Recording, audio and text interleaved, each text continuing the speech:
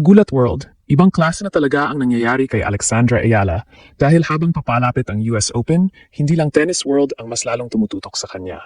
Maging ang isa sa pinakamalaking sports brand sa buong mundo ay malinaw na inilalagay ang pangalan niya sa mas malaking entablado. Nike mismo ngayon ang may official na Nike Court Alex Ayala tennis t-shirt na nakapangalan sa ating Filipina star. Hindi generic tennis shirt, hindi simpleng damit na suot niya lang. Pangalan mismo ni Alex ang produkto. At sa official description ng Nike, tinawag pa siyang left-handed phenom habang binibigyang diin ang kanyang breakout year at patuloy na paggawa ng history. At dito nagiging nakakagulat. Nang i-reveal ni Alex sa kanyang Instagram story na mayroon na siyang sariling Nike shirt, sinabi niyang, "I have my own shirt." At agad itong pinag-usapan online. Reports say mabilis na naubos ang initial availability ng merchandise, habang may fans sa Reddit na nagsasabing ilang sizes na lang ang natira at may mga pumipila ng maaga sa Nike stores sa Manila para makakuha ng Alex merchandise. Kaya kapag sinabing kahanay na niya sina LeBron James, Jannik Sinner at Serena Williams, malinaw ang ibig sabihin natin. Nasa napakalaking Nike athlete ecosystem na ngayon si Alex, kung saan ang pinakamalalaking pangalan sa sports ay may sariling merchandise, athlete pages at brand presentation. Nike Basketball currently lists LeBron under its Shop by Athlete, habang sa Nike Court featured sina Sinner at Serena bilang major athlete names. Hindi ibig sabihin nito na pareho na silang career achievements. Ang mas malaking punto, Nike is now marketing Alex Ayala as a name worth selling. At napakalaking bagay niyan. Tingnan natin kung gaano kalaki ang pagbabago sa status ni Alex. Noon, kapag pinag-uusapan ang pinakamalalaking Nike tennis athletes, automatic na papasok ang mga pangalang Serena Williams, Rafael Nadal, Carlos Alcaraz, Jannik Sinner, Naomi Osaka, at iba pang global superstars. Pero ngayon, may isang pangalang mula sa Pilipinas na hindi na basta nakabit lang sa isang swoosh sa damit niya. Ang pangalan mismo na Alex Ayala ay inilagay ng Nike sa isang official consumer product. Sa official Nike website, mayroon ng produkto na literal na tinatawag na Nike Court Alex Ayala tennis t-shirt. Ang presyo nito sa US listing ay $42.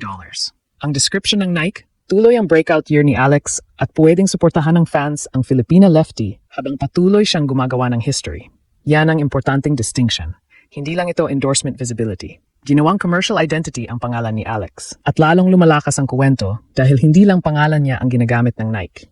Sa iba pang Nike products, si Alexandra Ayala mismo ang ginagamit bilang official model reference. Sa Nike One duffel bag page, malinaw na nakasulat, Alexandra Ayala, Nike athlete and professional tennis player. Habang suot niya ang Nike Court Slam dress. Makikita rin ang parehong presentation sa Nike Court Slam dress product pages. Mga kababayan, napakalaking marketing exposure niyan. Imagine this, milyon-milyong Nike customers sa iba't ibang bansa ang pwedeng makakita ng product page at pangalan ni Alex kahit hindi sila specifically naghahanap ng Philippine tennis. Yan ang power ng isang global brand. Kapag isinama ka nila sa product ecosystem nila, ang audience mo hindi na lamang sariling followers mo. Nadadagdagan iyon ng Nike audience. At hindi rin aksidente na nangyayari ito ngayon. Official WTA data currently lists Alex at career high world number 20, with one singles title and a 37-19 win-loss record for the season.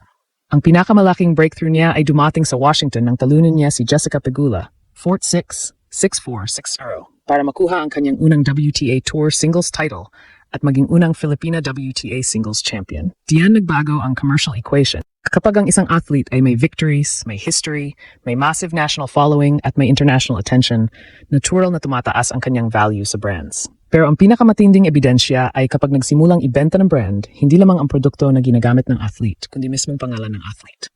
At nakita natin ang reaction. Ayon sa report, sold out ang Alex shirt matapos ilabas habang ibinahagi rin ni Alex sa Instagram story ang excitement niya na mayroon na siyang sariling shirt. International reports likewise describe the Nike Ayala merchandise as selling out rapidly. Sa Reddit tennis community naman, mabilis ding napansin ng fans ang demand. May commenters na nag-report na L at XL na lang ang natitirang sizes sa isang point, habang may isa namang nagkuwento na may customers na pumila sa Nike The Fort bago pa magbukas at mabilis na ubos ang allocation. Community reports ito at hindi official Nike sales figures, pero nagpapakita sila ng klase ng excitement sa paligid ng pangalan ni. At dito natin makikita kung bakit hindi ordinaryong endorsement story ito. Nike already has athletes everywhere. Pero hindi lahat binibigyan ng sariling named merchandise. Kaya kapag isinulat na mismo sa Nike catalog ang Alex Ayala, may mensaheng malinaw, commercially marketable na ang kanyang pangalan. Ngayon, bakit natin isinama sina LeBron James, Jannik Sinner at Serena Williams sa headline? Dahil kailangan nating tingnan ang bigger picture ng Nike Sports Universe. Sa basketball side ng Nike, may Shop by Athlete section kung saan kabilang si LeBron James, isa sa pinakamalaking athletes at commercial icons sa modern sports. Sa tennis side naman, kasalukuyang prominenteng ipinapakita ng Nike Court sina Serena Williams at Jannik Sinner. Si Serena ay tinatawag ng Nike Court na The Queen, habang si Sinner ay may sariling featured presentation at shopping destination sa Nike tennis ecosystem. At ngayon, may Nike Court Alex Ayala, product na rin. Again, hindi natin sinasabing pareho na ang achievements ni Alex kay Serena na may 23 Grand Slam singles titles o pareho na ang global legacy niya kay LeBron. Hindi yan ang claim. Ang claim, Alex now has the type of individualized Nike branding reserved for athletes whose names the company believes people want to follow and products people may want to buy. At yon ang napakalaking step. Mas interesting pa, sa Nike Graphic Tees listing ngayon, literal na makikita ang Nike Court Alex Ayala kasama sa product environment na mayroon ding player-specific shirts tulad ng Nike Court Arena Sabalenka at Jannik Sinner graphic tennis shirt. Iyan ang pinakamalinaw na visual proof ng pagbabago ng commercial status niya. Hindi na kailangan gumawa ng imaginary ranking ng endorsers. Nike store structure is already doing something powerful, transforming Alex Ayala from simply the name of an athlete wearing Nike into the name of a Nike product customers can search for. At huwag nating kalimutan kung bakit napakalakas ng market ni Alex. Bitbit niya ang Pilipinas. Noong Wimbledon, gumawa siya ng panibagong Philippine tennis history at umabot sa round of 16 matapos talunin ang defending champion na si Iga Swiatek. WTA itself highlighted how meaningful her achievements were for the Philippines, pati ang personalized Filipino message na makikita sa kanyang Nike visor. Kapag lumago, hindi na hihinto. Parang naging prophecy tuloy yon. Dahil mula Wimbledon, Washington, Toronto, Cincinnati hanggang papunta sa US Open, lumalago ng lumalago ang pangalan ni Alex. At ngayon pati Nike merchandise niya, pinag-aagawan. The official US Open entry list also placed Alex among the direct entries for the season's final Grand Slam.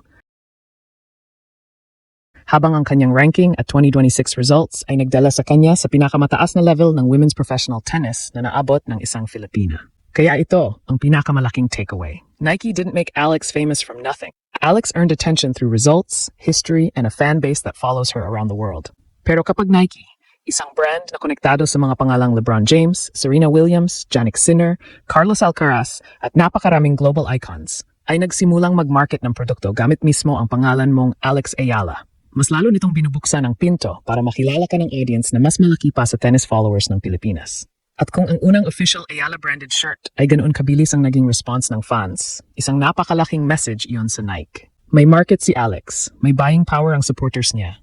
At higit sa lahat, may pangalan siyang kayang magbenta. Kaya mula sa simpleng batang Pinay na nangangarap makipagsabayan sa pinakamagaling sa mundo, ngayon nasa official Nike store na mismo ang pangalan niya.